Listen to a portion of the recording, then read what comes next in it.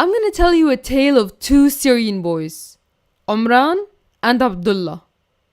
One boy, Omran, is alive and well today. The other, Abdullah, had his head slowly sliced off with a blunt knife by the US armed and trained FSA rebels.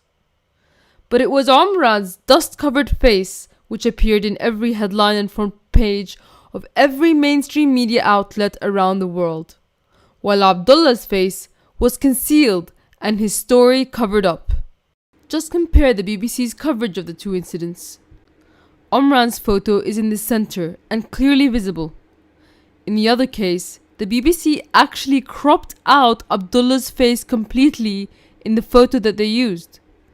The BBC's headline was also an attempt to justify the beheading of a child. The handful of articles that did cover the child's beheading also censored the child's face from their front cover.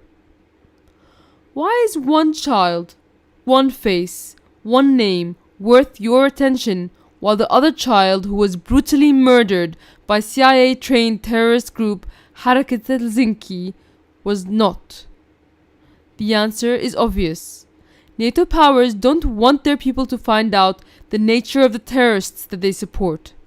Showing the world Abdullah's face would have been too damaging to the terrorist rebels and would have gone viral and out of control. Claims that the Omran image went viral on its own because of aesthetics are garbage. This little girl from West Aleppo was shelled by the rebels and had a similar photo taken of her dust-covered face, but the mainstream media did not use her image at all. They never told the world her name, Rim.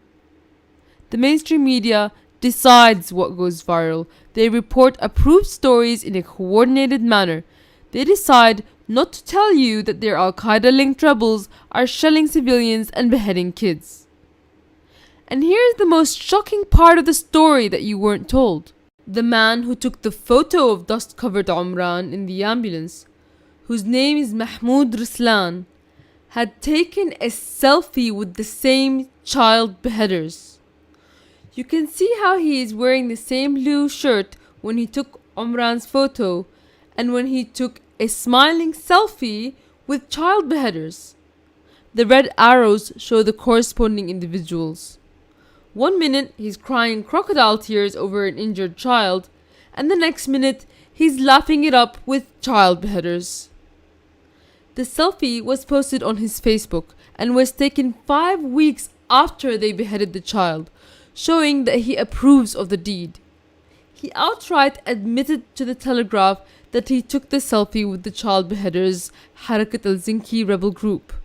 But in his idiocy, he tried to justify this by claiming the 12-year-old Abdullah was actually a 19-year-old dwarf, as though that makes the beheading okay in his demented mind.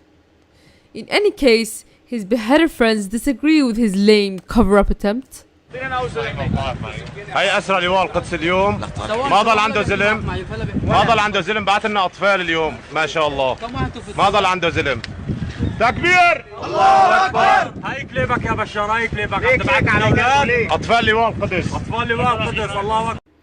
In the humanitarian Mahmoud Ruslan's other Facebook posts, he encourages suicide bombings.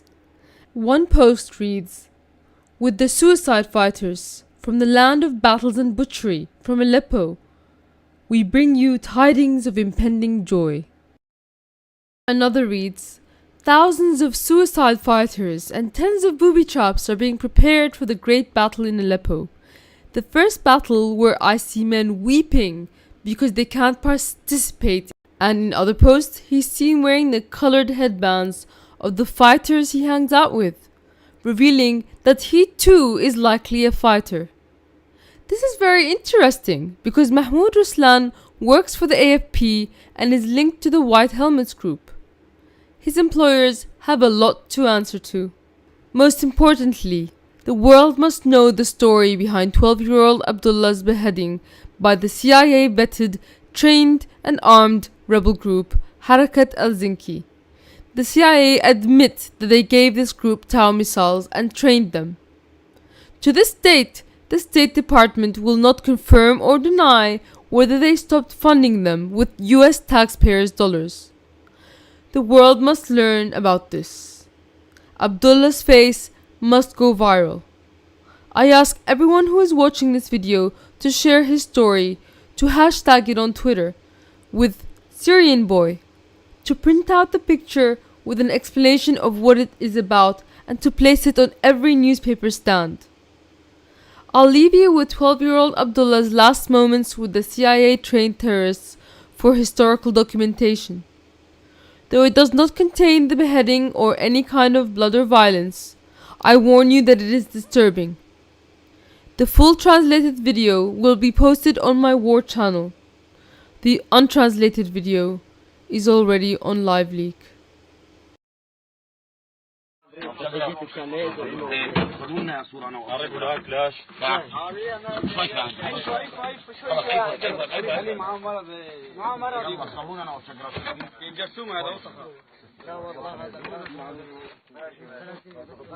سلفي والأسير من خلفي وأحلى بشجرة.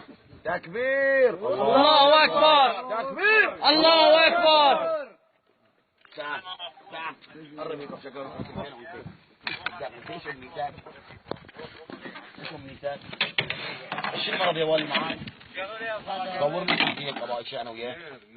اشرف البيوت العربية. اسمع شو منيته؟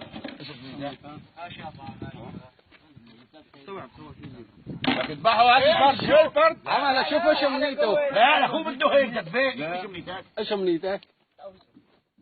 القواس ذبح. نحن أسمع الدواعي. يا وال جينا عظم. يا وال شو ذنبك يا ابن الكلب؟ جينا بعلي. جينا بعلي. هي من جوا بالمركب. جينا ابو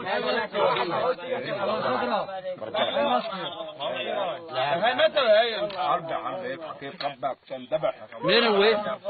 مين هو؟